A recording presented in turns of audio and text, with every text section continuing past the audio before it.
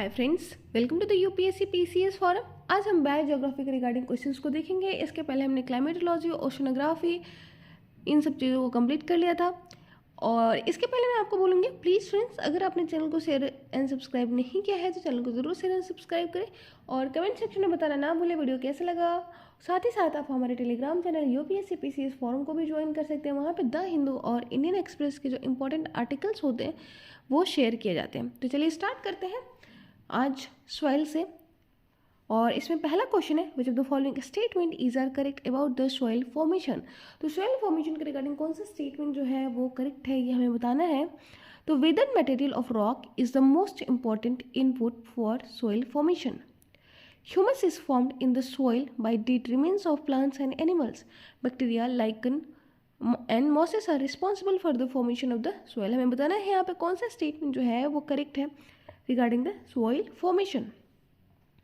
तो यहाँ पे दोनों ही स्टेटमेंट करेक्ट है सॉइल फॉर्मेशन के regarding. Weather material of rock is the most important input for soil formation. बिल्कुल सही बात है कि मोस्ट इंपॉर्टेंट इनपुट क्या होता है सॉइल फॉर्मेशन के लिए, तो वो होता है वेदर्ड मटेरियल। जो मटेरियल वेदर्ड होते हैं उनको बोलते हैं, वो इंपॉर्टेंट क्या होते हैं, इनपुट्स होते हैं। इन सीटू ब्रेकडाउन होता है वेदरिंग का मतलब क्या होता है, इन सिटू ब्रेकडाउन ऑफ रॉक्स। ठीक है, तो ये हमने देखा था जियोमॉर्फोलॉजी के चैप्टर में। सेकेंड है, humus is formed in the soil by dead remains of the plants and animals. तो ह्यूमस कैसे बनता है, डेड रिमेन्स जो बनते हैं, डेड रिमेन्स जो होते हैं किसके, प्लांट्स और एनिमल्स के, उससे बनता है humus. Bacteria, lichen and mosses are responsible for the formation of the soil. Bacteria, lichen और मॉसेस जो होते हैं वो रिस्पॉन्सिबल होते हैं किसके लिए, फॉर्मेशन के लिए, किसके, सोइल के फॉर्मेशन के लिए। ऑप्शन नंबर डी हो जाएगा हमारा right answer. Soil formation depends first on weathering. Due to weathering क्या होता है, बेसिक इनपुट जो होता है वो प्राप्त होता है सोइल के लिए। ह्यूमस जो होता है वो क्या होता है, डार्क ऑर्गेनिक मैटर होता है और वो क्या करता है, फॉर्म होता है, मतलब that forms in soil when dead materials break down. तो ह्यूमस का फॉर्मेशन कैसे होता है, डेड प्लांट और जो एनिमल्स होते हैं जब उनका मैटर जो ब्रेक डाउन करता है तो फॉर्मेशन होता है ह्यूमस का, specifically through the action of anaerobic organism. और एनारोबिक ऑर्गेनिज्म मतलब एनारोबिक मतलब क्या होता है, in the absence of oxygen. Humus जो होता है is formed in the soil by dead remains of the plants and animals which is the most important for soil formation. और सॉइल में क्या होता है कि वेदर मटेरियल और ट्रांसपोर्टेड डिपोजिट्स जो होते हैं वो कोलोनाइज्ड होते हैं किसके द्वारा, बैक्टीरिया और अदर इन्फीरियर प्लांट्स बॉडीज के द्वारा, जैसे कि मॉसेस और लाइकन के द्वारा। डिकम्पोजिशन होता है ऑर्गेनिक मैटर का, एक्युमुलेशन होता है सब्सटेंस का बैक्टीरिया के द्वारा, और इसीलिए बैक्टीरिया, लाइकन, मॉसेस जो होते हैं रिस्पॉन्सिबल होते हैं किसके लिए, फॉर्मेशन ऑफ सॉइल के लिए। नेक्स्ट क्वेश्चन हम देखते हैं सेकेंड नंबर क्वेश्चन है, with reference to the agriculture soils consider the following statement. तो high content of organic matter in soil drastically reduce its water holding capacity. High content जो होता है ऑर्गेनिक मैटर सॉइल में, high content of organic matter मतलब soil में high content जो होता है ऑर्गेनिक मैटर का, वो क्या करता है, ड्रास्टिकली रिड्यूस करता है वाटर होल्डिंग कैपेसिटी को। सेकेंड है, soil does not play any role in the sulfur cycle. Irrigation over a period of time can contribute to the salinization of some agricultural land. हमें बताना है यहाँ पे कौन सा स्टेटमेंट जो है वो इनकरेक्ट है। इनकरेक्ट स्टेटमेंट बताना है। पहली बात तो आप एक चीज़ ध्यान रखेंगे कि कभी भी एग्जामिनर ड्रास्टिकली, सडनली, रैपिडली ऐसा कुछ होना तो आप थोड़ा सा सावधान हो जाए। Only, everyone, everywhere, each one, ये सब जब भी रहे तो आप थोड़ा सा सावधान हो जाएंगे। इससे आपको क्या होगा कि ऐसे क्वेश्चन जो होते हैं काफ़ी एक्सट्रीम वर्ड्स होते हैं, और एक्सट्रीम वर्ड होने की वजह से क्या होता है कि वो गलत होने का ज़्यादा चांस रहता है। लेकिन ऐसा नहीं है कि हर केस में गलत होगा, लेकिन मैक्सिमम केस जो होता है उसमें वो गलत होता है। तो यहाँ पर हम देखते हैं हाई कंटेंट जो, लेकिन यहाँ पर जो है high content of organic matter in soil drastically reduce its water holding capacity. नहीं, ड्रास्टिकली पहले बात तो ये रिड्यूस ही नहीं करता है, ड्रास्टिकली की तो बात ही नहीं है। हाई कंटेंट जो होता है ऑर्गेनिक मैटर का वो क्या करता है, वाटर होल्डिंग कैपेसिटी को बढ़ाता है। तो पहला जो स्टेटमेंट है वो रॉन्ग है। सेकेंड स्टेटमेंट अगर हम देखें तो soil does not play role in the, ऐसा नहीं है, सल्फर साइकिल में सोइल का बहुत इंपॉर्टेंट रोल होता है। ठीक है, सोइल इंपॉर्टेंट रोल प्ले करता है किस में, सल्फर साइकिल में, क्योंकि सोइल जो होता है लार्ज कंटेंट, सॉइल में लार्ज कंटेंट होता है किसका, सल्फर का। तो सेकेंड स्टेटमेंट में हमारा रॉन्ग हो जाता है। Irrigation over a period of time can contribute to the salinization of some agricultural land, बिल्कुल सही बात है। और इसका सबसे अच्छा एग्जाम्पल आपको ग्रीन रिवोल्यूशन वाला जोन देखने को मिलेगा। तो वेस्टर्न यूपी, हरियाणा और पंजाब वाला रीजन है, आपको पता है कि ये फेस कर रहा है किस चीज़ को, सैलिनाइजेशन ऑफ वाटर, क्योंकि ये ग्राउंड वाटर को बहुत ज़्यादा यूज़ करते हैं, एक्सप्लॉइट किया है। और ग्राउंड वाटर को जब मतलब बहुत ज़्यादा यूज़ करते हैं तो वहाँ पे इशू होता है सैलिनाइजेशन का। ठीक है, तो थर्ड को छोड़ के फर्स्ट और सेकंड दोनों ही हमारे इनकरेक्ट स्टेटमेंट है। ऑप्शन नंबर ए हो जाएगा राइट आंसर। पूछा जा रहा था यहाँ पे इनकरेक्ट स्टेटमेंट। एक बार एक्सप्लेनेशन में देख लेते हैं। Organic matter helps in improving water retention capacity. Organic matter क्या होता है, रिटेंशन कैपेसिटी को बढ़ाता है, जबकि ऑप्शन में दिया रहता है कि रिटेंशन वाटर होल्डिंग कैपेसिटी को घटाता है। Process of decay aided by bacterial action transforms organic matter into humus. तो ये प्रोसेस ऑफ डिके के द्वारा जो बैक्टीरियल एक्शंस होते हैं तो वो क्या करते हैं, ऑर्गेनिक मैटर को चेंज कर देते हैं ह्यूमस में। ह्यूमस इन्हांस करता है किस चीज़ को, वाटर रिटेंशन कैपेसिटी को सॉइल में। तो ह्यूमस किस चीज़ को इन्हांस करता है, वाटर रिटेंशन कैपेसिटी को सॉइल में। Sulfur reservoir is in the soil and sediments when it is locked in organic or inorganic deposits. Or sulfur bound in living organism is carried out to the soil. Sulfur bound in living organism is carried back to the soil through excretion and decomposition. Thus the soil plays an important role in the sulfur. Sulphur का जो large deposition होता है, large deposit reservoir जो हमें देखने को मिलता है वो कहाँ मिलता है, सॉइल में। और sediments where it is locked in organic और इनऑर्गेनिक डिपोजिट्स में। और लॉक्ड होता है किसमें, ऑर्गेनिक और इनऑर्गेनिक डिपोजिट्स में। ठीक है, थर्ड नंबर क्वेश्चन देख लेते हैं। और थर्ड नंबर क्वेश्चन कहता है which of the following statement is are incorrect. तो इनमें से कौन सा स्टेटमेंट जो है वो इनकरेक्ट है, ये हमें बताना है।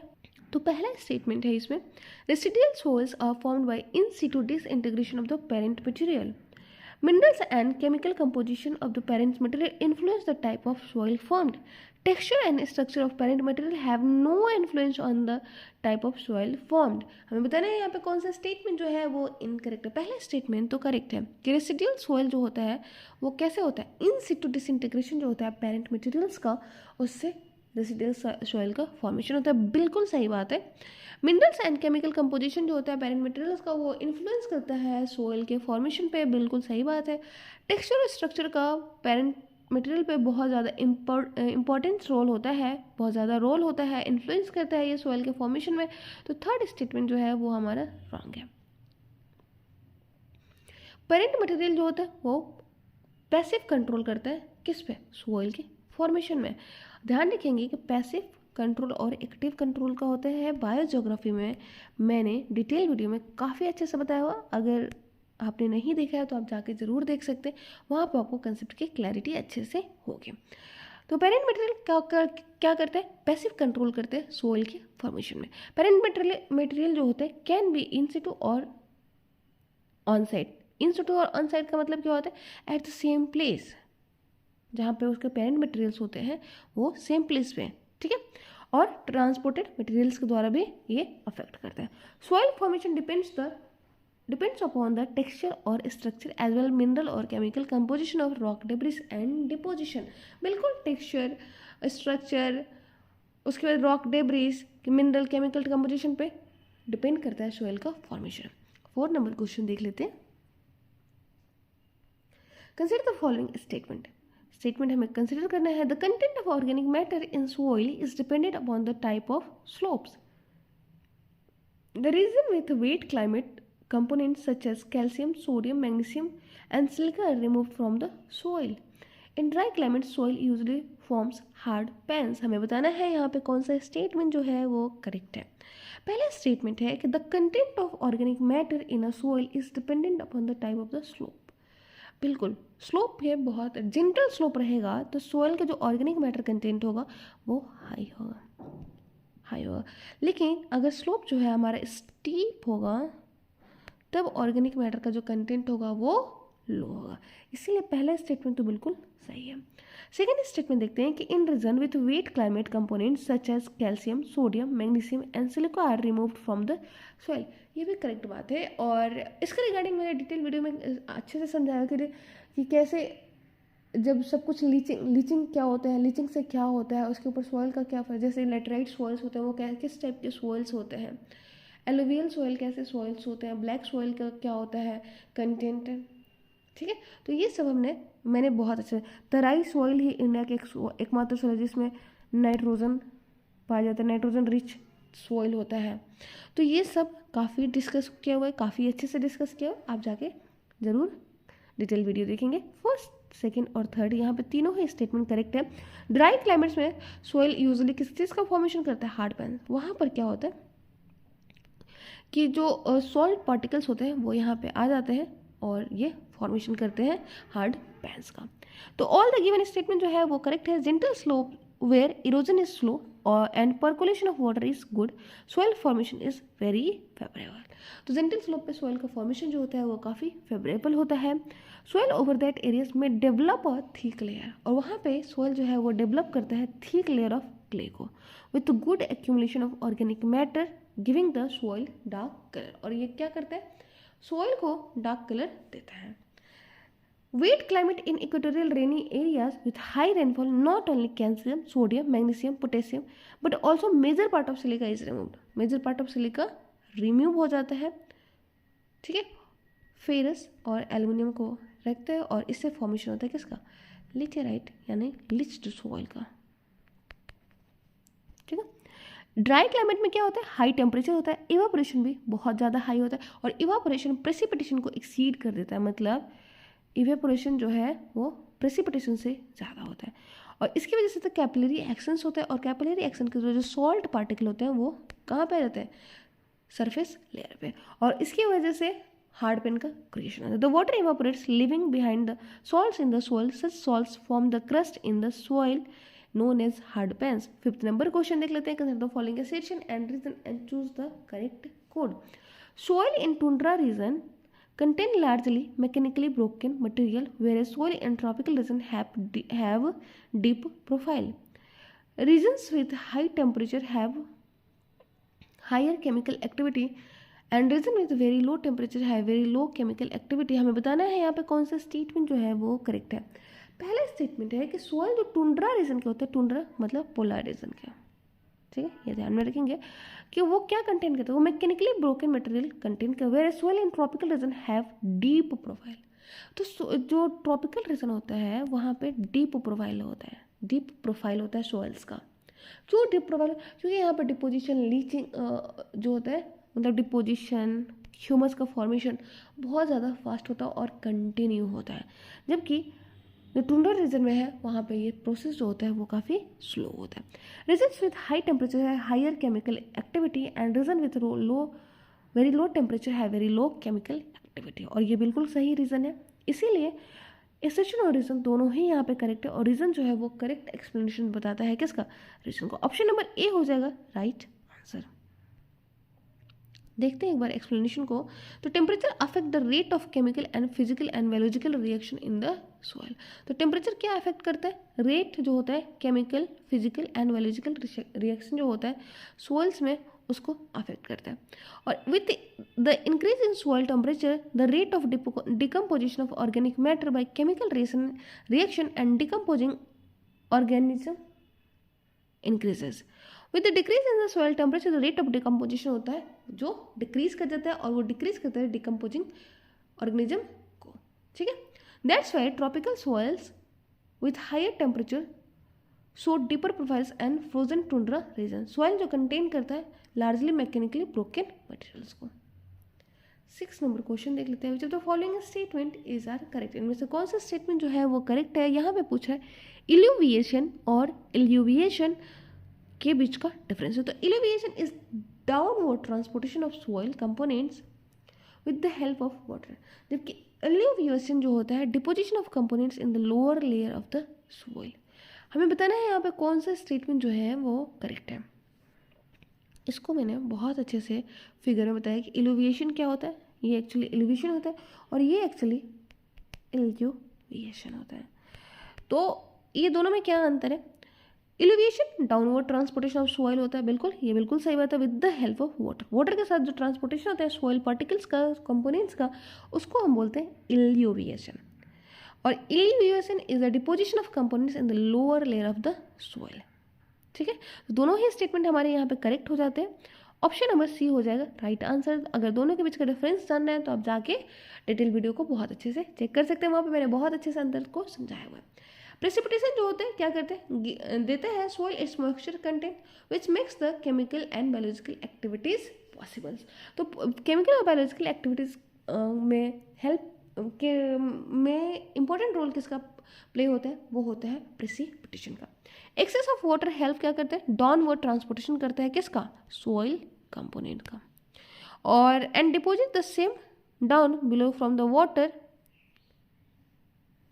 और deposit the same down below from the water, उसको बोलते हैं इल्यूविएशन। और अगर आपको बहुत अच्छे से अंतर को समझना है तो आप जाके डिटेल वीडियो के साथ देखेंगे। Which of the following statement is are correct? इनमें से कौन सा स्टेटमेंट जो है वो करेक्ट है? Accumulation of humus is higher in the cold polar region. In tropical region, intense bacterial activity oxidizes dead vegetation. Humification helps in decomposing the minerals present in the parent material. हमें बताना है यहाँ पे कौन सा statement जो है वो करेक्ट है। तो accumulation of humus is higher in the cold polar region, बिल्कुल सही बात है कि वहाँ पे एक्यूमुलेशन बहुत ज़्यादा होता है, उनका डिकम्पोजिशन बहुत स्लो होता है क्योंकि वहाँ की टेम्परेचर जो होती है लो होती है। ठीक है, तो पहला बिल्कुल। और ह्यूमस आपको पता है डेड क्या होता है?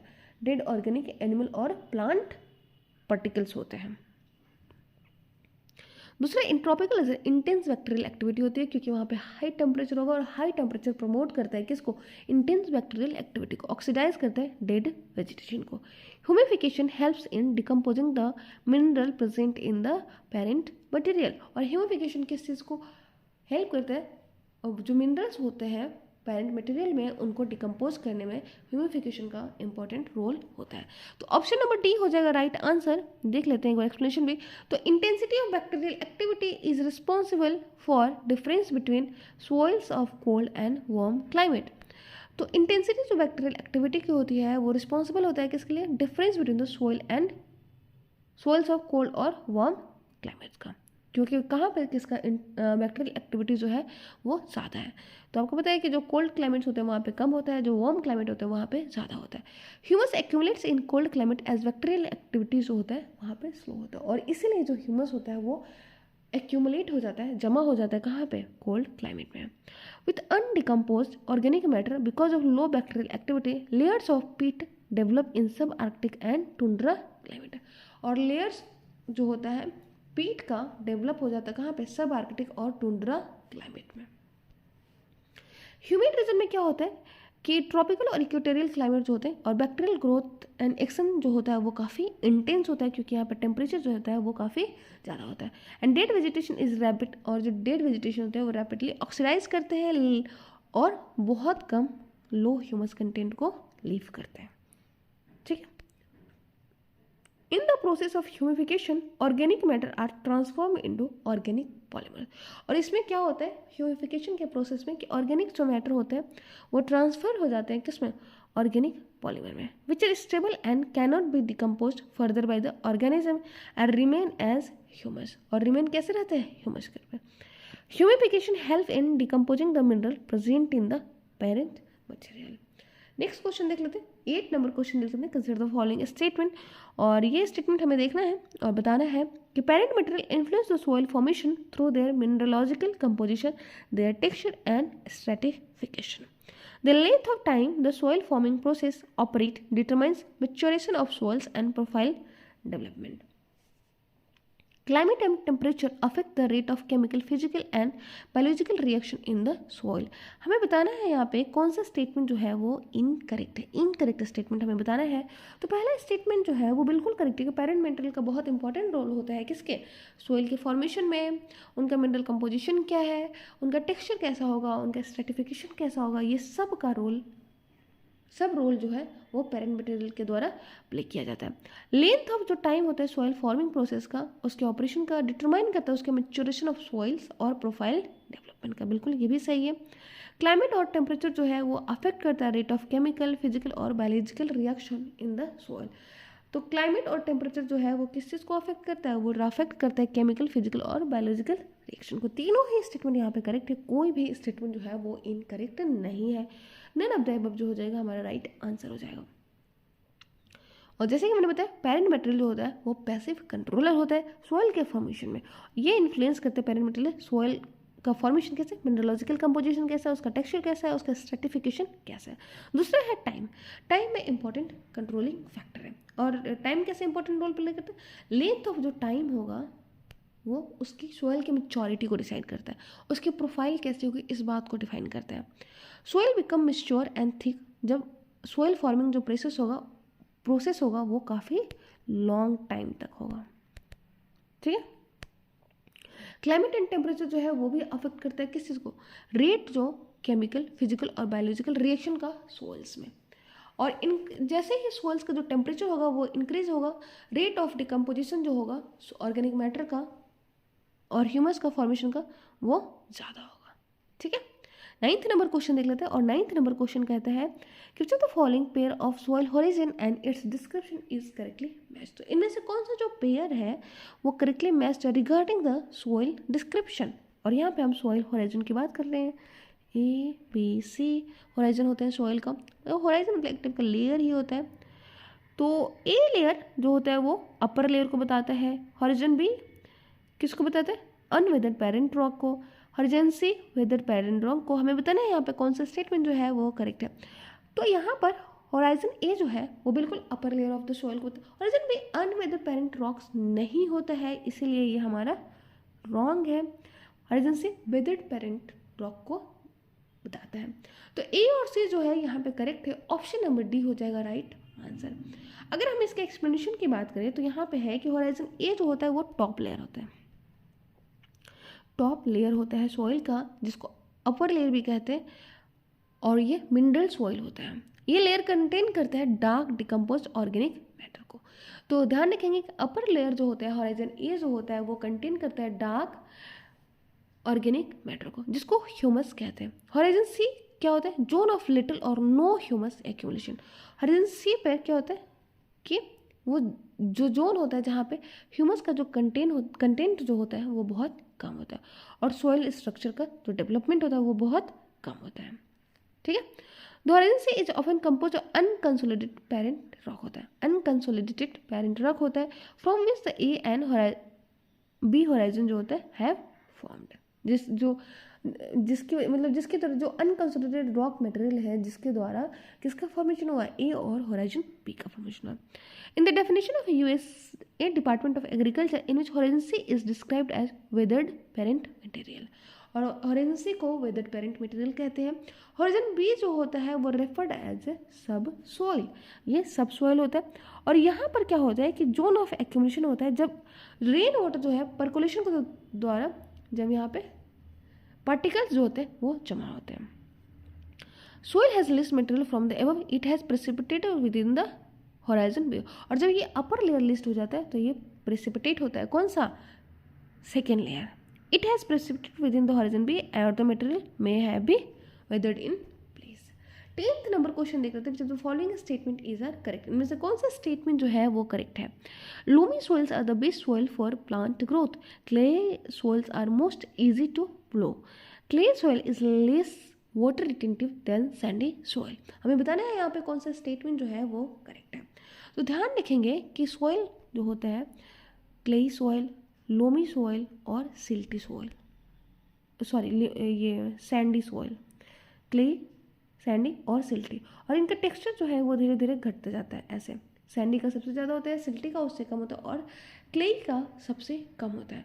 और सबसे ज़्यादा वाटर रिटेंटिव कैपेसिटी जो होती है वो क्लेई सॉइल की होती है और सबसे कम जो होती है वो सैंडी सॉइल की होती है।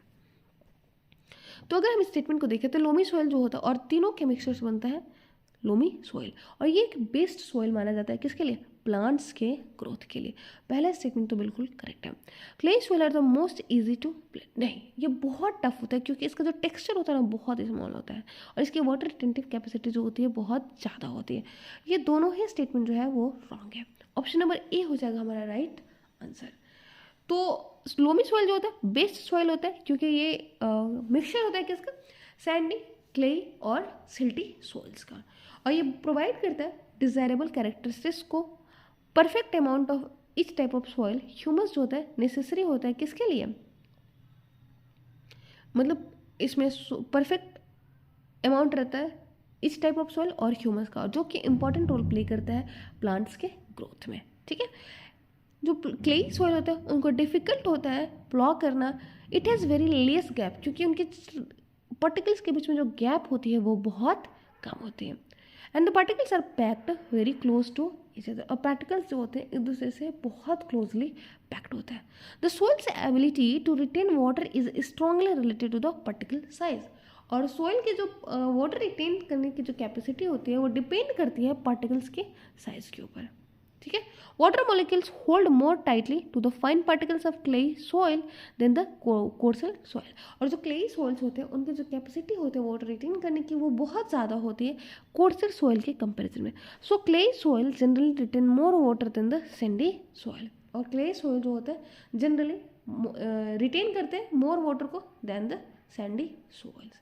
तो आज के लिए इतने ही रहते हैं, नेक्स्ट क्लास में हम पढ़ेंगे 11th नंबर क्वेश्चन से। Thank you so much, bye, good night.